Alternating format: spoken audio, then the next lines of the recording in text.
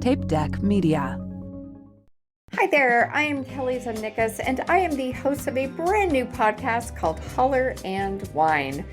I'm a stand-up comedian, I'm a documentary filmmaker, and I genuinely love talking to people. And despite the fact that I do not care for the sound of my own voice, I've got a podcast now. So please come join us. We're going to have really good conversations. We're going to talk about cocktails, and I am going to give my guests a tarot card reading because why not? So join us on Holler and Wine. Hope to see you soon. Well, it's a podcast, so it's hear you soon? That sounds weird. Ruddle me this, ruddle me that. We got the riddles that'll make you chat. Oh yeah, baseline stuff in groove is tight. Get your funk on, we're rocking tonight. One more time. Good morning, Ruddlers and Ruddle Maniacs of all ages. Welcome back to another episode of Ruddle Me This. I am your faithful host, Rudsy, back for another episode. Before we get into the interview proper, I would like to drop the quote of the week, and this is genuinely one of my favourite quotes, I think honestly because when I saw it posted, it was meant to be taken as a joke, but I very much think it is a wise, pertinent piece of advice for people to follow, so this is the quote.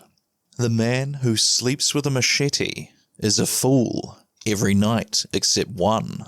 And I think it was, like I said, I think it was posted as a kind of making fun of this guy sleeping with the machete. But man, I very much subscribe to the theory that if the possible outcome of not taking a precaution is catastrophic, then you absolutely should take the precaution, no matter how foolish you appear to other non-believers. But no, honestly, this quote really really hit home with me because anytime, there's this fucking attitude in New Zealand of, she'll be right, which, when I was working in food hospitality, I never once heard a customer say, she'll be right. It was always anger and complaining. So I don't know how New Zealand has got this reputation of, she'll be right, we're just loose and it's all good kind of thing. Except for in the cases of things like health and safety and, that ladder should be properly secured. Nah, she'll be right, mate. That's like the only case I've ever seen she'll be right actually kind of used by the general New Zealand population. I think I've lost my ability to speak. Anyway, that quote I really liked, and I feel like, if you can do something such as sleeping with a machete and it's a slim chance of something going wrong, but if that thing goes wrong, it is the end of everything as you know it, then you absolutely should sleep with the machete every night. So this time I have a very, very interesting guest. And that guest for this week is Mark Chirnside. It's hard to sum up Mark in any terms except for a Renaissance man. He is a man of many hats. As we get into at the start of the episode, I suppose by trade he is a barista or a coffee connoisseur.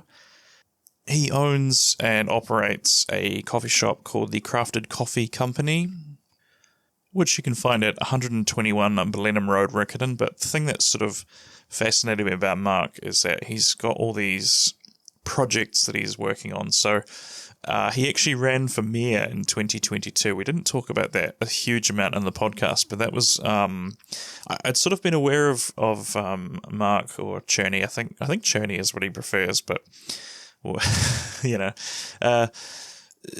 I sort of became aware of him through the performing arts circles. Like, he's done a bit of stand-up. I don't think he does a heap now. He did mention that he tells a few jokes at an open mic that he runs, but I sort of was aware of him through stand-up circles, and then when I saw he was running for mayor, I thought it was amazing because, he's far younger than your typical mayor candidates in this city. So I was absolutely stoked. I thought it'd be great if he got elected. I don't believe, well, he didn't, because the mayor now is Phil Mauger, who's basically the sort of typical Canterbury old boy that I think everyone expects to be the mayor of Christchurch. Where was I going with this? So you became aware of Mark through that, and then just recently a friend shared an event that was being put on at his coffee place, and I sort of checked out his website and thought, this is really cool. He's kind of beginning to run and book events being put on at the Crafted Coffee Company, and so I thought he just seemed like a really interesting guy to get in touch with and make a bit of a connection. I have a lot of respect for people that make things happen, and he absolutely does make things happen in Christchurch. So that's probably enough of a preamble. Mark dropped by my house the other day, and the episode sort of drops you right into it because we started talking about the bureaucracy of applying for arts funding, and he just went, "Oh, switch the mic on." So we just sort of started recording, and the time flew by. It's a really fascinating interview. He's up to some very cool projects, and I just think it was a really enjoyable interview that I think you'll get a lot out of. So with that, please welcome to the show Mark Chirnside. So we are rolling. Nice. Hello, Mark, or Churn. Is it Churnsy?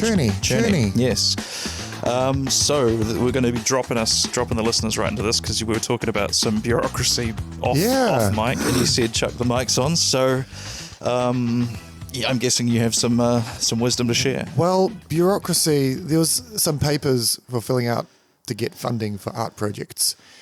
And what I found interesting is that there's a box that you check to indicate whether the form is being filled out by a professional grant because that's actually a job for some organisations, isn't it? Yeah, you can get a job because if you get because one of the bane of our existence as artists is finding funding, finding payment, whether that's through patrons, individual supporters, selling tickets or merchandise, but like funding from public organisations, non-profits, charities, whatever, these pools of money.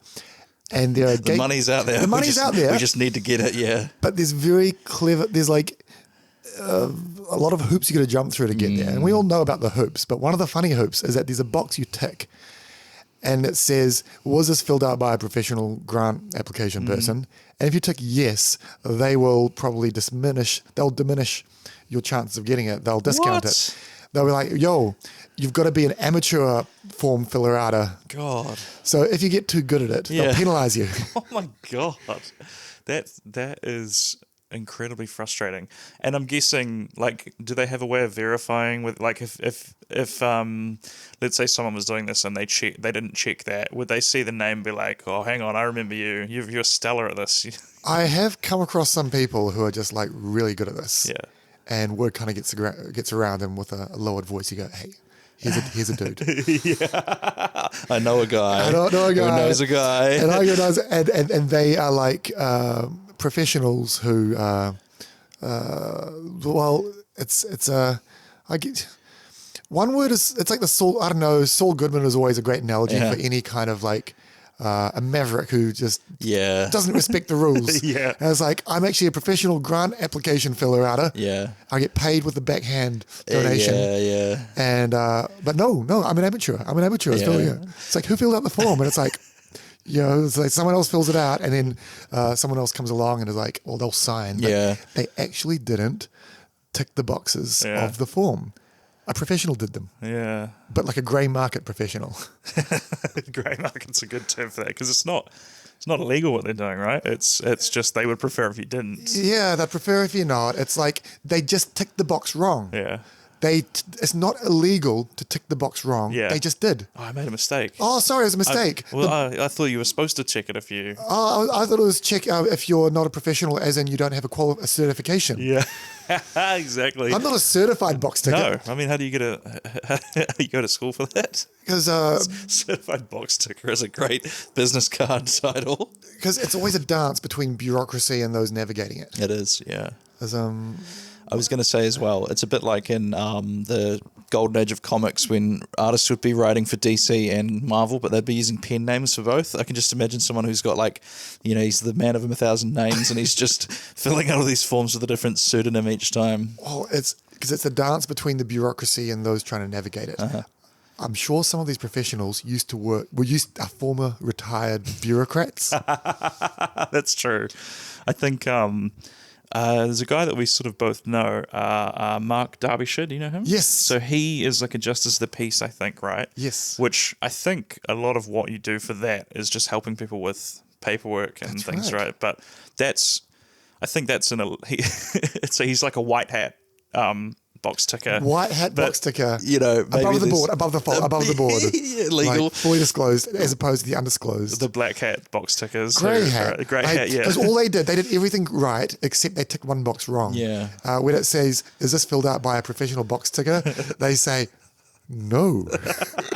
That's got to be the name of this episode. It's got to be professional box ticker. Oh, man, yeah. So we sort of jumped in. We jumped in with all guns blazing there. Thank you for joining me. I will have given an intro at the start of the episode, but I'd just like to talk a little bit about all the adventures you do, because you've got an impressive amount of things you're sort of doing. I guess mainly the one that I sort of knew about you from was your coffee place. Yes. Is Crafted Coffee Company. The Crafted Coffee Company. And you've had that for several years now, haven't you? 6 years now. What was the kind of what was your kind of impetus to starting that up? Was it like right place, right time? Was this a childhood dream? First was Chirny's Coffee in 2007. Mm-hmm. So that was in high school. I built a coffee roaster from a barbecue and a rubbish bin setup. Oh, wow. As a childhood friend of mine, good old Ben. Yeah. I'll give him a shout out. Shout out to Ben, yeah. Shout out to Ben. My flatmate's name is Ben as well. Well, it's actually not. Well, Ben gets part of the shout out, but it's actually Ben's parents. Yeah. So I was at a gathering where Ben's parents overheard me saying that I wanted to build a coffee roaster out of a barbecue. Yeah.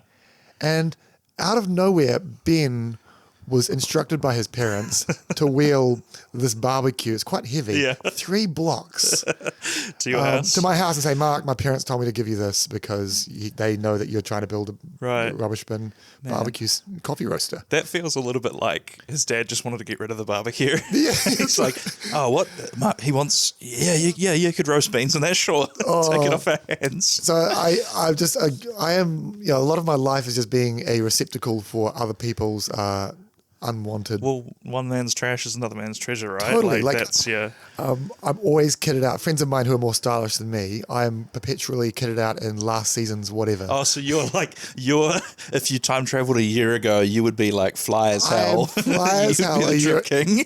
Every day. It's like, I love it. so I got this nice Ralph Lauren polo shirt from last season. But no one wears Ralph Lauren anymore. No, no one wears anything I wear. Yeah. But I mean, that's still got to be, that works out for you in a way, because I'm sure the clothes, there's nothing wrong with the clothes. It's just not fashionable. Yeah. But the coffee roaster, like I was in Bunnings and I saw a rubbish bin, a stainless steel bin that you kind of push your foot down and the lid goes up. Yeah. And I looked at that and I thought, that could be a coffee roaster. So $30 later, I ran home, stripped off all the plastic and took a photograph of the drum and I posted it on coffeesnobs.com.au, started a thread. This is the golden age of the internet when internet forums were actually social, wicked communities around there. It's kind of like Internet 1.0, wasn't it? Internet 1.0, yeah. It's like between 1.5 maybe, because you could interact a little bit. True, it wasn't, the 1.0 might have been when it was a bit like it's just skeletal. People just post their own pages. Technically, but you can still find the thread if you look up Coffee Snobs in Google. Yeah. Coffee Snobs, I'm building a barbecue roaster, a few questions, ... My username, my handle is Macho Sylvia 123, I think. There you go. Which is the name of my first 2 coffee machines and grinder combo. The Mini Macho and the Ranchillo Sylvia V1. Yeah. And there's this thread that goes for 2 years of strangers from Australia and around the world guiding me through how to build a barbecue coffee roaster. So the question, I suppose, for those of us that don't exactly know much about roasting coffee, is there a trick to it that makes it easier to, like a barbecue would do the job, or is it kind of like you just need a metal container to put them in that kind of heats up? Like, what was what you were doing particularly, irresponsible or harebrained at all? Well, if you have fresh coffee, it just tastes fresh and amazing. And if you've only ever had stale coffee, even like average fresh coffee is just like a whole nother sensation. The aesthetics, the bloom in a plunger, just the fluffing up of carbon dioxide, pouring out of the beans. Like fresh coffee is just like epic to experience. Yeah. And when you've only experienced stale coffee, then the journey goes trying to find, okay, now I've got to get better coffee, got to get fresher coffee. Right. And then you start learning about different countries that make different coffee. So you buy coffee from Indonesia, Ethiopia, Brazil, and you roast it differently. You roast the same coffee the same way, or different coffees the same way, and you can taste the different agricultural product from different countries. Sure. And then it's like my original drum setup, the barrel spun too low. Yeah. Too slow, sorry. Because it does something spins, It doesn't spins. it? It's like a rotisserie, because I asked on the internet, I said, can we get a rotisserie motor? Because some people use that, a rotisserie motor to spin a drum. But apparently that's too slow. And the beans will spend too much time in contact with the barrel. Right. And you'll get tip scorching, where like tiny portions of the bean is burnt and the rest of it's like not fully cooked. Right. So I was advised that a windscreen wiper motor is a superior RPM.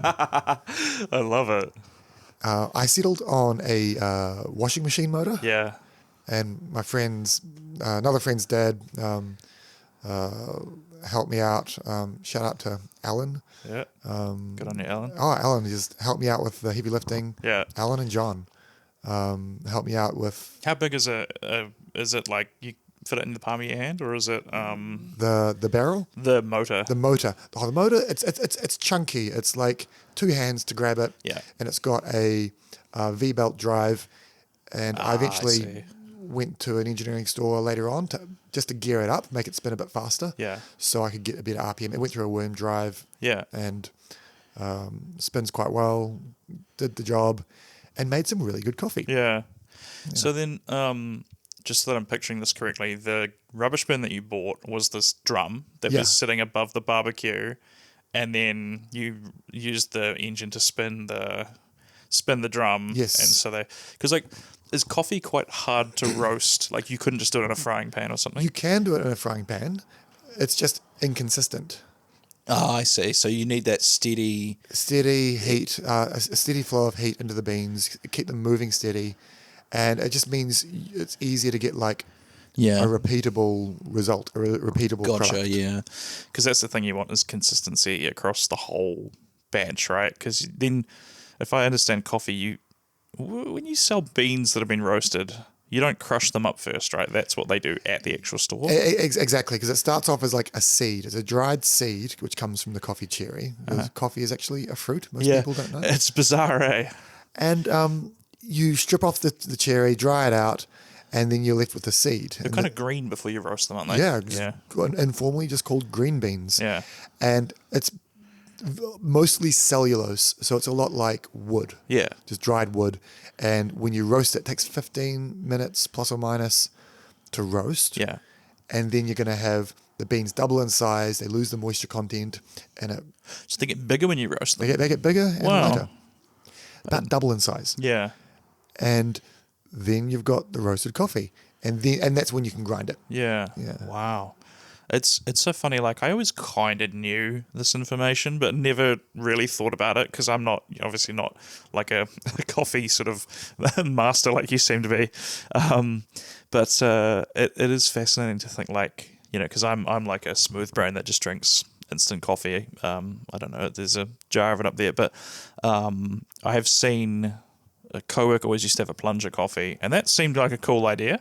But I think proper coffee fans tend to drink it like black, right? Well, I've become quite zen in terms of like, I love the coffee that I like the coffee that I like. Mm-hmm. I like black coffee. I love doing cupping. I do love flat whites. I like coffee with milk. Yeah. There's a time and a place for a mochaccino with chocolate, an indulgent drink. Yeah. But everyone sort of has this visceral response to like in-group, out-group dynamics between like hipsters, Yeah, right. jargon, Yeah. where the sole purpose of jargon, as opposed to communicating information in Yeah. a compressed format, jargon is usually just used to distinguish insiders and outsiders. To like gatekeep a little bit, right? Yeah. It's just gatekeeping. And it's like part of, I have rediscovered after a period of burnout in the industry where you're like, oh my gosh, what am I doing? This industry is just wearing me down. Whether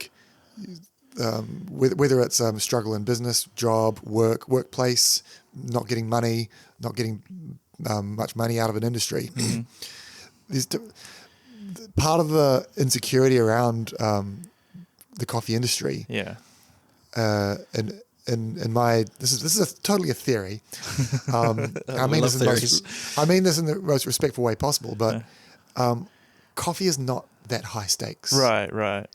And whereas if you're a doctor or an engineer or a lawyer, sometimes the consequences are life or death. Yeah. Fortunes are lost or won at the end of the hands of a good professional. And it is illegal to be a doctor without holding a license recognized by a guild. Yeah. So the coffee industry has similar industry guilds. Do they really? Shout out to the Specialty Coffee Association. Yeah, shout out. Fantastic organization. It's really awesome. Yeah. But anyone can make coffee. You don't have to be a member of the guild or hold a certificate to make coffee. Yeah. All you need is to buy a coffee maker, get a 15 amp, just get the power jacked up in your kitchen. Yeah. And then you can like sign up for Uber Eats and sell flat whites out of your kitchen. I think I remember seeing there was a homeless guy up in Auckland that was selling coffee off maybe it was like a shopping trolley or something like that. And I remember maybe it was the guild that was coming down on him. There was some kind of issue with him. It might have been a health code violation or something. And I think everyone that was kind of like, yeah, don't worry, we know where we know what we're buying when we buy from this guy that's selling it in the street. Like, don't worry about it. Like, just leave him alone, kind of thing.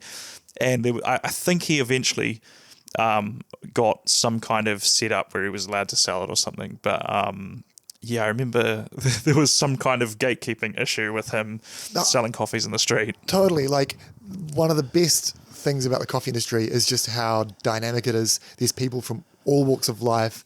So many random paths lead to coffee. Yeah.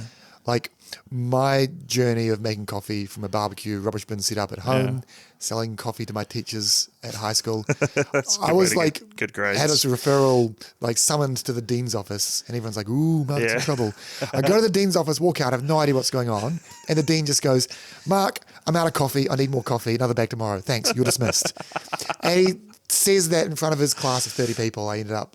I was in front of the class. Yeah, because I was going to go to his office, but he was teaching right next door, and he just addresses me in front of 30 kids and goes, I was like year 11, year 12 at the time, and he goes, "This man makes fantastic coffee. Mark, another bag. That's it. See you later." Man, what a plug. That's amazing. But my journey is not instructive. Everyone who comes into the coffee industry like has a totally different path.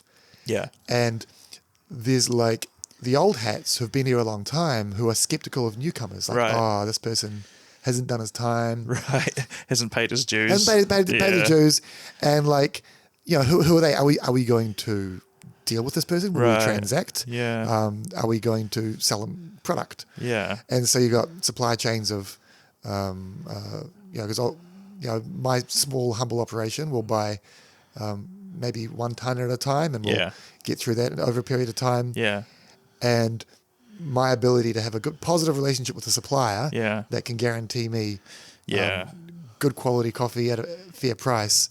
It's like, it's not because it's because of my relationships going back and me. That's so I actually had some questions about that. Like, I always find it kind of fascinating how because this is a random. It's related, I promise. But so I've got kind of 1 foot in the paranormal investigation community, mainly because I'm just into ghost stories and stuff. So, and I saw a post in it was like one post in a group, and it didn't name anybody specifically, but it seemed like there'd been some kind of beef or something had happened. Somebody had been causing some trouble. And then I saw another post about it from someone that I am sort of buddies with, Tracy Royce, who's shout out to Tracy, and Tracy might be listening. But Tracy mentioned that like there's sort of gathering evidence, and there's going to be like a bit of a gotcha or something for this person who's been quite harmful into the community. And I just found it fascinating that even in ghost hunting, it's like you still manage to have this tribalism, and like I think no matter what your niche is, once it reaches a certain point, that's when it begins to like you form cliques and stuff like that. Yeah, drama is inevitable. Yeah, and then so the question I had was when you join the sort of coffee industry, do you kind of is it the kind of thing where your circle reaches as far as overseas, or is it kind of just the city that we're in, Christchurch, where you're kind of interacting with people, There's other there's a people? good community nationwide, and if I've had a chance to go to World Coffee events at MICE, Melbourne International Coffee Expo in Melbourne, and to see the World Barista Championships. And that's where there is an international hub, international community. And I've found, I'm not plugged in internationally so much. Like I've got people I might know them first name, but I haven't. It's not been on my path. It's like I found that in Christchurch. Christchurch has been there's Christchurch, New Zealand, international. Kind of 3 tiers, Three right? tiers. It's like your city, your country, the world. Yeah. There's enough for me in Christchurch. Yeah, that's the thing is, Christchurch is simultaneously very small, but also we forget how big it is sometimes. Yeah, it's like because coffee is the Wild West. People can just carve out their own little fiefdoms. Yeah. You see them around. You see people who've been in the industry for decades. Some people, they get burnt out, or they stop enjoying the coffee. Maybe they just go out of business, or they get sick of not making enough money, so they just go into a more lucrative industry. Yeah. And they always, on more than one occasion, there'll be someone who'll have a cafe, go out of business, wind up, go into real estate or mortgages. Real estate. And just make more money. Right, yeah. I find this idea fascinating as well, because like it's a little bit like when you're on the motorway and you're just in. Well, actually, are you a car person? Like you have like a modified car or anything like that? I've got my license. Yeah. So I just drive a little Starlet, and it's always interesting having regular people that are just have a car. We're sort of mixed in with car people who want to be like going as fast as possible and weaving in and out of traffic and stuff. And I feel like coffee is fascinating because for a lot of people, it's just the thing they want in the morning to open their eyes heading to work. But then you've got, obviously you can go so much deeper with how into it you get. And I'm fascinated with the idea of like, as your customer base, what kind of split would you say are people that are just kind of like, they might as well be buying air or something that they just kind of need, and then there's like what kind of split are people that are really into the sort of craftsman side of it? Well, in the last 10 years, it has changed a lot. As there's so many people, coffee, it's part of their daily routine. Yeah. They don't think about it a whole lot. But they truly love good coffee. Yeah. And no, they don't have the jargon. They don't use the right terminology. But they're just everyday people who go to a place. They go, oh, this place, I like going there because they do really good flat whites. I really like them. Yeah. And these are office workers, tradies, teachers. And when they get served a bad coffee, they don't know what's wrong with it. They just go, oh, that was a bad coffee. Something's I didn't enjoy wrong. that. Yeah. And then they just go to the places that are really good. So you've got these cafes that they produce amazing coffee, amazing craftsmanship. They've got great beans, great baristas. They serve great coffee. And their customers come in, they go like, I don't know what it is, but this coffee's good. When they get coffee they don't like, it's like people's taste is better than their vocabulary. Yeah. So there's a huge amount of customers that they just don't tolerate bad coffee. And they'll be like, oh, I can't drink this. They'll tip it out. Yeah. And so they're not coffee snobs. They're just people who can't tolerate bad coffee. Yeah. So It's actually quite a wise quote. People's taste is better than their vocabulary. I think that you could use that for a lot of different things, like even arts or something that people watch. People know good music, but they don't know necessarily why it's good. And yeah, that's that just jumped out at me. Sorry, I interrupted you there. Totally, because I had the same experience. 'Cause I love playing music, love performing, and I've played in different bands, and that whole experience. Talk about gatekeeping. Yeah, anything the arts, right? Yeah. I guess that sort of leads quite nicely because that's the kind of other. Well, actually, how many legs to the stool you have? You've got your coffee side, you've got your sort of events and music side. Is there anything else you do? Events and music. I still do love just tutoring on the side. Right. So before I finished my music study, because I have a Bachelor of Music that is an institution in which I have a credential from, as opposed to the coffee industry, which is just you're at odds with the guild. Yeah, exactly. Yeah, just. I had a joke the other night. I was hosting musical bingo, and one of the prizes was a 6-pack of like Woodstock or something, and this one guy won it, but I said, wait, how old are you? And he's like, I'm 15. And I was like, yeah, I can't give you that. And then he was kind of looking at me like, why not? And I just kind of made the joke. I was like, because I'll lose my bingo license and I'm on thin ice with those guys already. That is, it's been a massive interest to me is that of institutions. Yes, guilds are fascinating, aren't they? Yeah, so but the point being, the University of Canterbury, I hold a music degree. Yeah. But before studying music, I did 1 year of engineering. Yeah. And I still do physics, chemistry, and calculus tutoring for high school kids. Right. And I thoroughly enjoy it. Yeah. Because it allows me just to kind of use a different part of my brain. Yeah. And it's like, I have a lot of respect for education. But educational institutions, however, they deserve the appropriate amount of respect. Right, yeah. Not 100%, not 0%. Yeah. And it's like, I really like, science, and it's like these scientific institutions, when you look deeper inside, you see all the different incentives. Yeah. They need to get cited on their research papers. Mm-hmm. They need to make sure they get a prestigious enough supervisor. Yeah. So, do you feel like it's not necessarily the academics' fault? That's the system. It's the system. They're playing the rules in the system that everybody is. They just follow the incentives that they follow. Yeah. And how the structure is set up. How like an institution. There's no perfect institution. Yeah. Because every time someone goes, the government of the unions, I don't like the unions, or religious organizations. It's like everyone has has grievances with different institutions that they feel let down by. Yeah. And I over my sort of career, my working life, my creative life, I've thought long and hard about institutions. And sometimes with my small business, I'll be creating my own institutions, hosting my own coffee competitions, latte art competitions. Yeah. I'll be the judge. I started a competition. It is the world's first amateur platter making competition. Okay. And like a charcuterie kind of... Yes, it's basically chopping boards with salami, cheese and crackers. And they have to kind of make... the most delicious, most aesthetic. Yeah. And we called it Platter Battle. Oh, nice. And originally it was going to be called Platypus, which was fun. Yeah. And we still have an illustrated mascot. Very which good. Is a platypus, but with food like on its beak. Very good.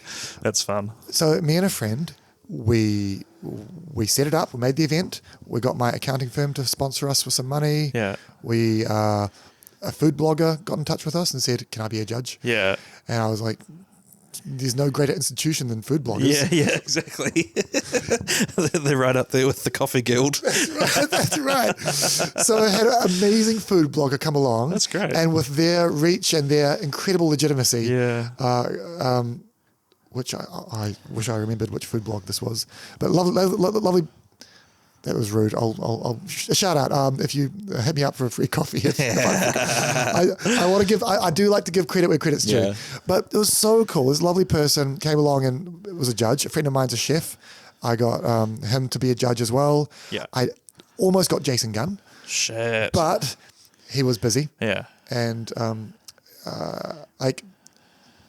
he was. It's like he. There's sometimes you get talent. Yeah. That now, with all due respect, the food blogger was not going to get paid, and Yeah. I don't think the food blogger got paid. No. Yeah. The MCs got paid Right. because they're professionals. I Right. want to pay the professionals. Right. If Jason Gunn came along, there would have been payment. Yeah, he would have wanted something probably. But if I paid Jason Gunn, I could have got more sponsors. Yeah. So I could have said, this event, which has Jason Gunn, I can get more sponsors. Yeah, it sort I of can make the event snowballs. bigger, get more footage.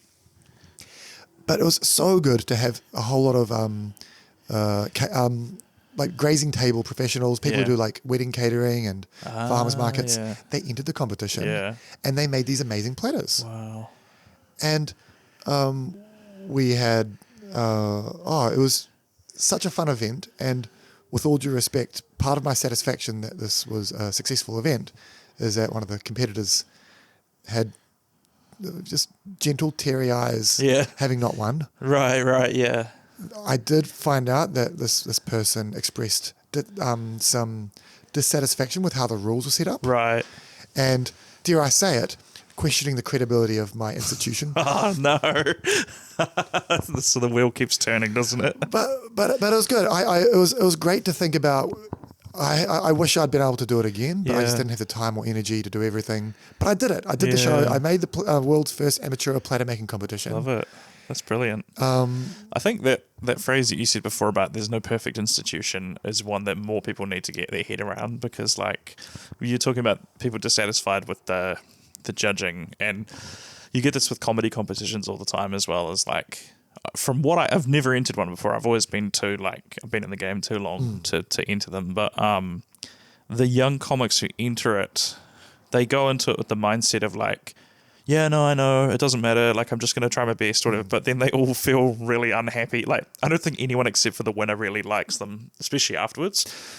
But it's that thing where you try to explain to them like, look, there's no such thing as like an objective one night comedy performance where you're going to unequivocally know who the best comedian on the night is. And I imagine same thing with the grazing board is like, you know, you could probably tweak things if you're going to do it again, and after about 5 or 6 iterations you might have like a very, you know, quote unquote fair judging criteria. But like, Yeah, you can have a better criteria for a competition.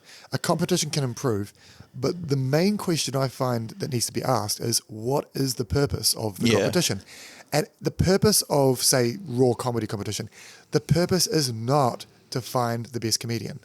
The purpose is to nurture the community, to cultivate a scene, and to cultivate, the spirit of competition. The competition is the purpose, not the result. Yeah. So when you say, hey, the way the scales of justice were wrong, and we chose not the funniest comedian, it's like that's not actually the point. Yeah.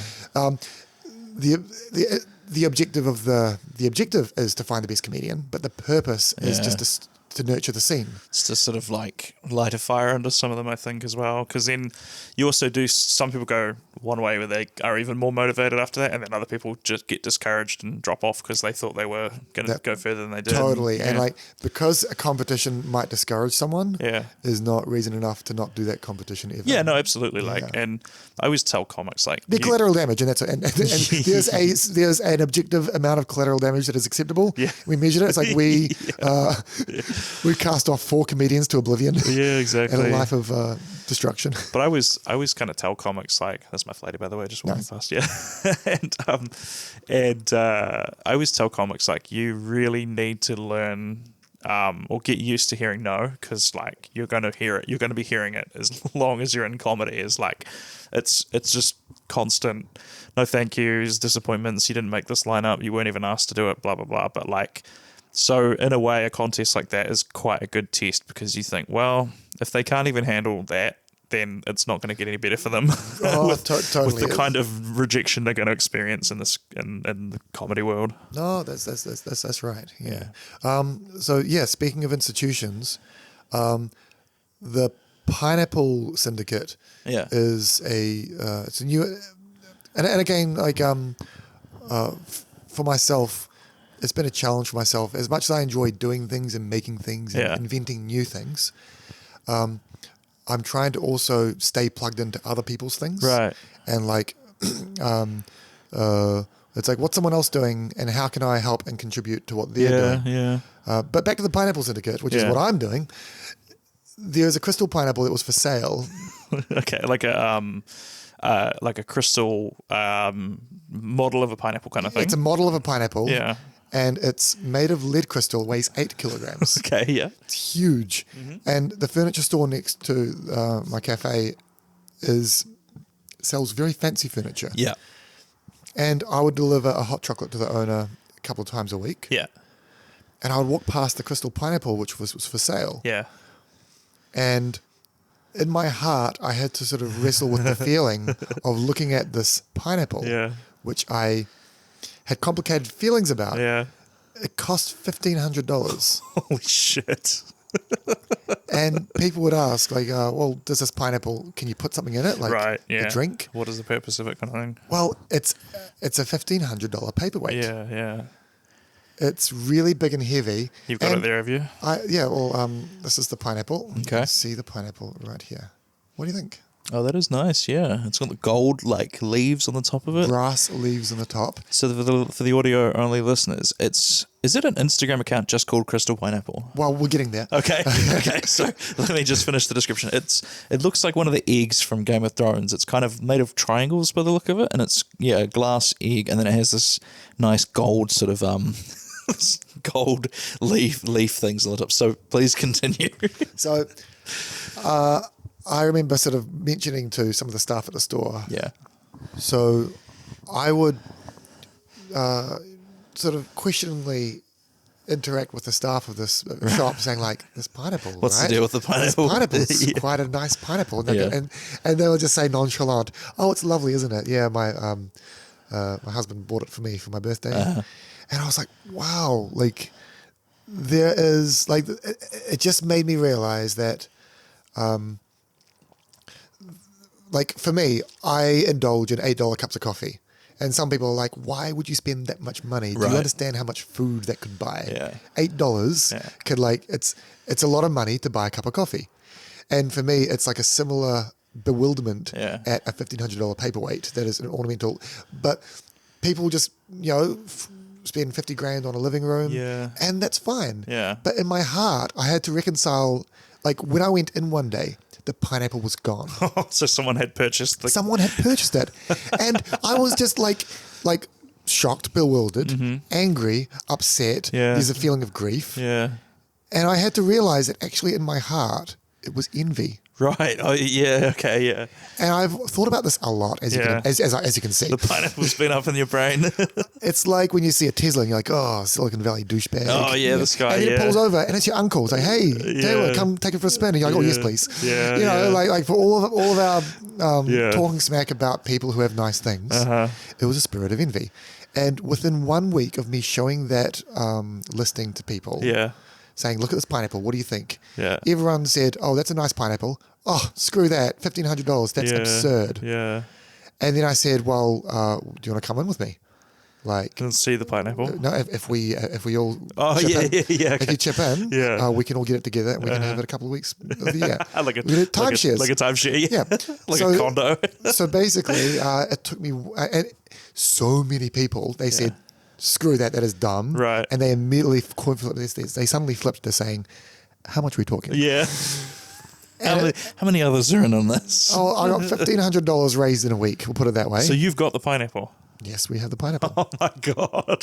So you've crowdfunded a Crowdfunded the pineapple. a crystal pineapple. And part of me thinks, because I went into the store, I was like, I'm getting the pineapple. Yeah. When are they coming in? They said, we've got 6 more coming in December. Right. And I was like, well, put me down for one of them. Oh, so this initial pineapple disappeared, Well, and then that was sold, and then Then the factory sent 6 more. yeah, And okay. we were able to get one. my God. These aren't unique pineapples. No. They just come off of a factory production line. $1,500. So how many Now up to $1,800 inflation. wow. The price has gone up. How many people did you have to get in on this to pull it all together? That's confidential. Okay, yeah, so yeah, fair enough. I understand that. Yeah. So where have you currently got the pineapple, or is that what the Instagram page that you sent me was, or you showed me before? Is that to track where the pineapple is? The current location of the pineapple is confidential. Yep, I can understand that. Yeah. You can still keep asking questions. I guess how did it feel to purchase the pineapple in the end? Like, was it a sense of victory? It was victory. It was amazing. And we have met because we're a syndicate and we have a constitution written up. Oh, so when you say the Pineapple Syndicate, this is you are you're in this. I'm the secretary of the Pineapple Syndicate. Okay. I thought this was, when you first mentioned it, I thought this was like, you were getting into the pineapple game and there was like a guild of pineapple people that were coming down on you or something. So I see. Well, here's the thing. The pineapple, to the people that the pineapple is meant for, it is simply an item on a shopping list to kit out their lounge. Yeah. Nobody thinks about the pineapple at all. Yeah. Like, it was just a nice looking item which they put in their shopping trolley Yeah. and then put into their nice house. Yeah. And no one thinks about it. No. Except for me. Yeah. But when I drew attention to the pineapple Yeah. and I showed it to my friends, they saw what I saw. Yeah. Nobody looked at the pineapple and said, oh, $1,500 pineapple, I get it. Yeah. They all said, what? Yeah. And to be humble or to be kind of real, like, it's the same feeling that people have when seeing, you know, a $13 single origin coffee. Right, They're like, yeah. who do these hipsters think they are Yeah. with their expensive damn coffee? Like, I understand that, but with this pineapple, it's just a product from a furniture store. Yeah, yeah. And I've bought it. Yeah. And it was just such a large financial transaction for me Yeah. that I had to syndicate it with a bunch of, you know, and like quite a few people have come to me afterwards and said, like, you know, like, what's the situation? Can I buy shares in the pineapple? And what I can say is that the first clause says, I'm not sure I should. Well, basically, it says don't speculate on the pineapple. Okay. Yeah. Like, don't. The shares cannot be sold. Yeah, it's not for us to be making money off. Yeah. So it's a closed system. Yeah. It is not subject to market forces. Yeah. Yeah. Because I do not want it to just be. Don't want people to get ripped off. Yeah. You know, Yeah. it's like the pineapple. So the pineapple people, it travels around to different. You can book it. You can rent it. So It's got like a Google Calendar or something that you can apply for spots. Yeah. So basically, on the website chirny.com, Yeah. you can book the pineapple for your party. So even if you're not in the syndicate, You can rent it. you could rent the pineapple. Yes, and So you got a nice dinner party coming around, and you're like, you know what would just really tie my living room together as a recently it went to her 21st birthday. Hell yeah! How did this person find out about it in the first place? Do you know? They saw the pineapple, they heard about it, they Yeah. asked me, and then I said, let's talk. It could be yours for a couple of nights. Yep. So is this an Instagram we could plug or Yes, a Facebook? please plug it. Yeah. Yeah. So how do the people find it if they'd like to? If you go to Instagram, you can see it. It's Crystal Pineapple, I think it was called. Crystal Pineapple, Crystal Pineapple, Beautiful. and it has a New World Club card. Crystal P. Napple. Outstanding. It also has a Air New Zealand Air Points card. Yeah. And When did this happen? How long have you been doing this project for? must be quite a few years now. It's Oh, okay, yeah, because I was going to say, this doesn't sound like you've done this last week. This sounds like you've got 3 years. Over 3 years now, the Pineapple years. Syndicate has been Wow, active. Yeah. And it's been hired for music videos. Yeah. Beacon Bloom has put it in some of its... I think eventually this is going to be one of those Christchurch artifacts, you know what I mean? Where it's just like when, people can... Maybe we could put it in a museum or something eventually and people come and see it. Yeah, it's like I need to put more effort into it. It's something I wanted to do is Yeah. just to take it to On the road. Yeah, on the road. It's Yeah. one of the syndicate members lives in Barcelona currently, Wow. and so we're going to run a fundraising event at the cafe Yeah. to raise money for the plane ticket to send the pineapple, To fly the pineapple a to return Barcelona. ticket. Well, yeah, send it to Barcelona and back for a photo shoot. Yeah, nice. It's so the yeah. Have you ever seen the anime One Piece? I have. So this, I feel like, is your One Piece. Like if you're ever about to be executed or whatever, you'll be able to leave an announcement to the world. Like if you want the crystal pineapple, I left everything I own in one piece. go and search the world or whatever Gold Roger said. But Oh, man. that is hilarious. That is such a classic, like Christchurch lore. You know what I mean? Like it's just one of those things that I would have had no idea existed. I But just wanted to take it to some restaurants and just tag them. Yeah. Like make a post. It's like an influencer or something eventually, right? It's an influencer. Yeah. Excuse me. So yeah, It's like one of the first inanimate object influencers. Yeah. Do you know?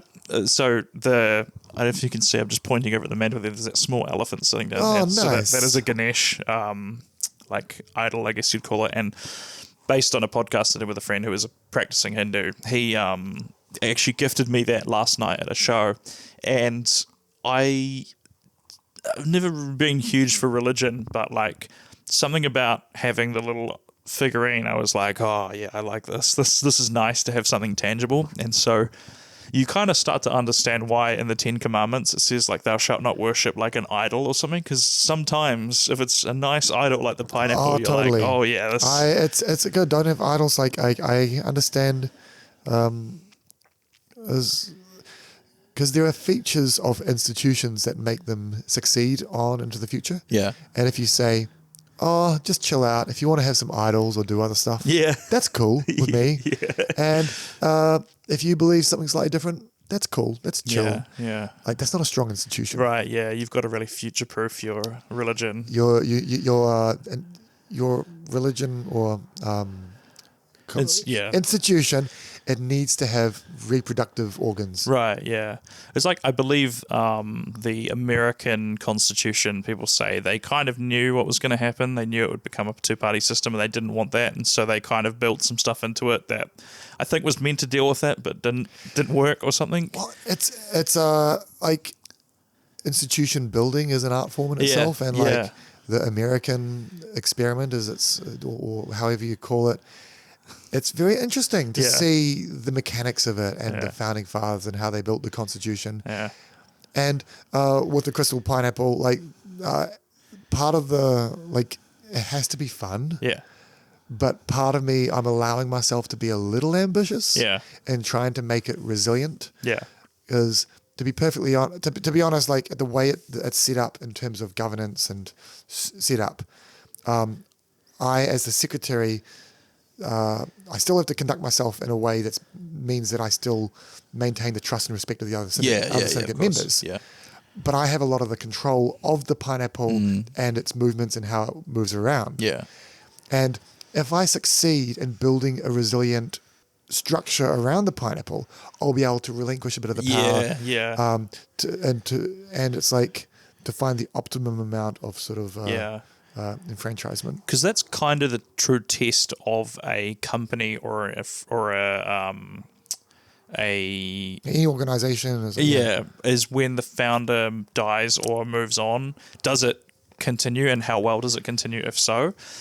Like, I think there was some real concern once Steve Jobs died, was Apple going to be able to continue? And it seems like they're doing okay. Like Tim Cook has done a great job. Yeah. And it's about that, that corporate entity building its own culture, which sort of transcended the owner. Yeah. And that's that's a real test.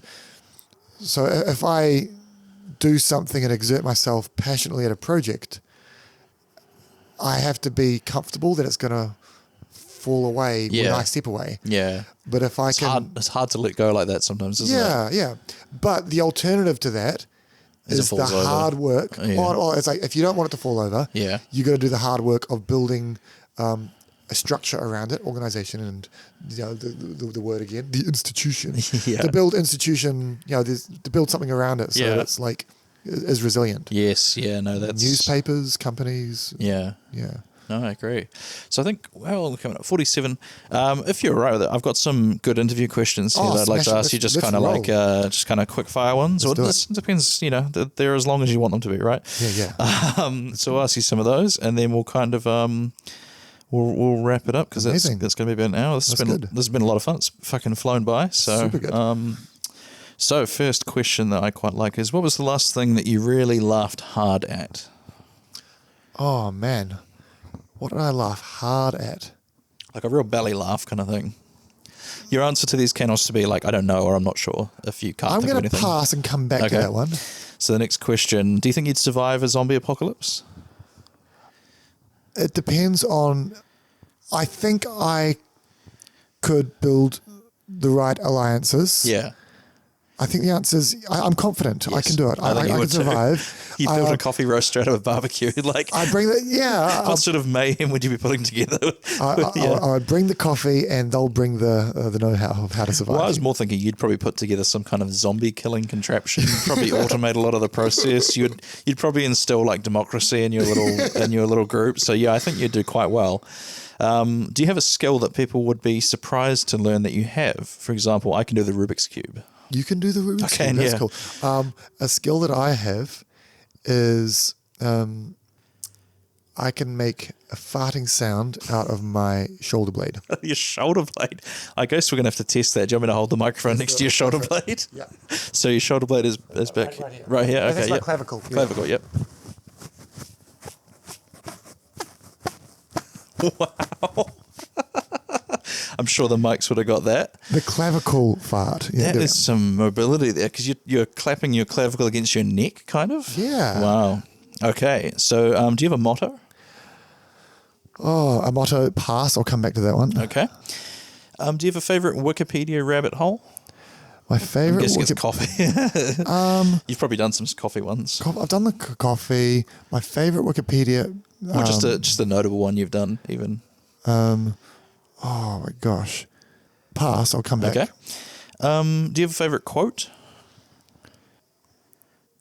Favorite quote. I it's on the top of my brain. Yeah. But I'll pass. We'll come back to that. Here's a good one. I think I know the answer to this. If you could go back in time and try one food from history, which food would you try? A food from history. Food or drink? I mean, it could be Food a or drink. coffee from a certain era or something. Oh, I'm totally stoked with like the first cup of coffee in Ethiopia. Yeah. Like with the goats and the monks and all that. I Yeah. think that would be legit. I think. Do you know the history of how they discovered coffee? Yeah, the goats eating the cherries and jumping around, and the Capuchin monks finding that if they brewed the stuff and roasted it, they could stay up and meditate for longer at the monastery. I love it. Oh man. Here's a good one. Do you have a sick day ritual? No, I do not have a Okay. sick day ritual. Do you have a comfort movie? The Room. Oh, really? Wow. Okay. Here's a good one. Do you have a favorite struggle meal? Do you know what a struggle meal is? What is a struggle meal? So, like, when you're a university student, or maybe like if you get paid every 2 weeks, on the second week, sometimes you're running a bit skinned, then you might make like a 2-minute noodle sandwich or that. mee goreng. Yeah. Mee goreng, and if I'm bougie, an egg. Nice. Does anything live rent free? I guess the pineapple would be the answer, but does anything live rent free inside your head? Man, they're really good questions. But you And probably need a little bit of. no, they're such good questions, which is why I wanted to give them a good answer. Yeah. They deserve a good answer, which is why I'm Appreciate passing that. on those ones, so I can come Okay. back to them. So that's a pass. No, I surely I must be able to do what is living rent free in my brain. What's Pass. pass? Okay. Then, do you have a favorite meme? The exploding, the mind expanding. Oh, yeah, expanding that's a mind nice one, That yeah. is top tier for me. Yep. So then we can double back on some. Yeah, let's double back. Let's do Does the them. laughter one come? Laughter.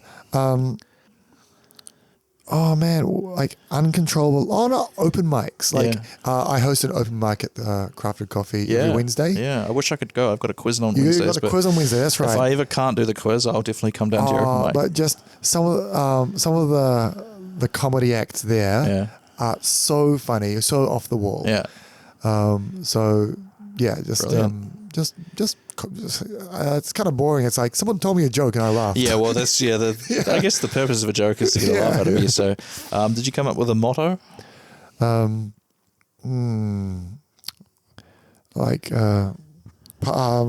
my gosh, a motto. Surely, oh no, I do have a motto. Yeah. It basically says, every institution deserves the correct amount of respect, not more, not less. Nice. And if you imagine every institution in your life, you probably respect it the wrong amount. So check yourself. I love that. Okay, so then the last question. Do you have like a book you're reading or a TV show you're watching or an album you're listening to that you'd like to recommend to the listeners? Reasonable Doubt on Disney Plus. It's a TV show? It's a lawyer drama. It's like Bridgerton, but for legal dramas. Nice. Um, So it's like in that kind of period piece one, but it's a legal drama? It's like 2024, but with just like real raunchy. Oh, okay, right. I see. That's the side of Bridgerton. Yeah, okay. I'm with you now. It's just like needlessly steamy sex scenes Right. with lawyers. Oh, hell yeah. Very good. So that's basically, we're coming up on now. I guess you've got some, what do you call it, performing arts stuff that happens. Is it at your... It's at your coffee place that you run these things. Have you got anything? So this, maybe not time-sensitive ones, but just in general, like you do the open mic Wednesdays. Every Wednesday, 6 p.m. at Crafted Coffee Company. If you go chirny.com/events, you'll see what's going on. I'll link them to Chirny for sure. Because this will be published much later. Yeah. This Saturday, we've got a gig. The Silver Beats and Lily Nimmo is this Saturday. But unfortunately... you won't be able to see that gig because it's It'll already be about a been. month in the past. So Go-Go's taught us in December. But yeah, chirny.com /events. Do you have any, what do you call it? Like any other kind of plans you're thinking with in terms of shows and stuff you're putting on there? Because it looked like you've got a proper lighting rig and stuff from a photo that I saw on your website. That was just like, what was we don't have a lighting rig. We just have people who bring in lights. Sorry, it was lights tied to something. Yeah. Lights are tied to something. But yeah. You've got that wonderful like A-frame kind of roof on the inside, right? Oh, that is the Cashmere Club. Oh, is that the Cashmere Club? So we did the Go-Go's taught us at the Cashmere Club. Oh, okay, right. But basically, the venue at my cafe is the best one ever. Yeah. I'm just doing, it's the best venue in Christchurch. Hell yeah. I just play concerts in other venues to share the love. Just to pay the bills, right? Yeah. That's the one that you love to do. Yeah. I know, I want to try and make it out. I'll probably just come in for a coffee at some point. Are you on the tools most days, or are you more of a sort of... Teaching in the afternoons. I'm there Mondays, Fridays, usually. Yeah. And I'm always around in the middle of the week, but... my team there is really good. They make great coffee, so come around, hang out. Yeah, no, I definitely want to. I'm not in that part of town super often, but I will make the trip in for it. That's awesome. Yeah. Thanks, Taylor. But yeah, no, just thanks for joining me.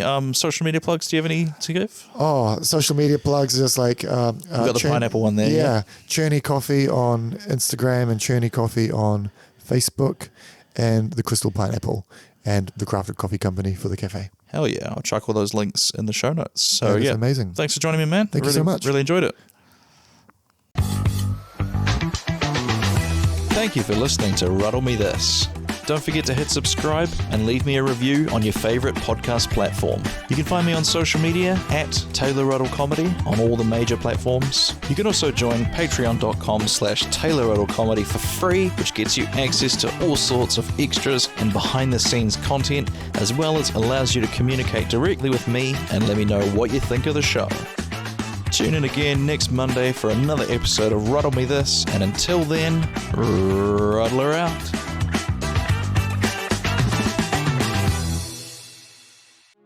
This has been a Tape Deck Media production. Thank you for listening. Hey Ruddlers, I joined a group of podcasters that we are calling the Trailer Alliance, a group of podcasters that share each other's trailers at the end of the episodes and generally support each other. So at the end of each episode for the next few weeks, I'm going to be playing a trailer of one of the members of the Trailer Alliance. And here's one of them now. I hope you like it. Top of the day, everyone. I'm Nisha. And I'm Buddha Badass. And we're the hosts of Hot Garbage True Crime Edition. Do you guys like true crime? I really don't. I feel like you force me on this show every freaking time I come here. Do you guys enjoy listening to victims and murderers and grotesque stuff? People that are sick in the freaking head, that's who likes it. That's who likes it. Well, if you like that kind of stuff, then you should totally check us out. I mean, every single Thursday, we drop the most hottest cases, and we have fun while doing it. You drop the most hottest cases? You drop murder and death. Kill. How many people can actually say that they have fun while listening to a true crime podcast? And I feel like that's what we do here. So you're just not going to listen to me now? I'm just going to say this and you're not going to listen to me? And you know what?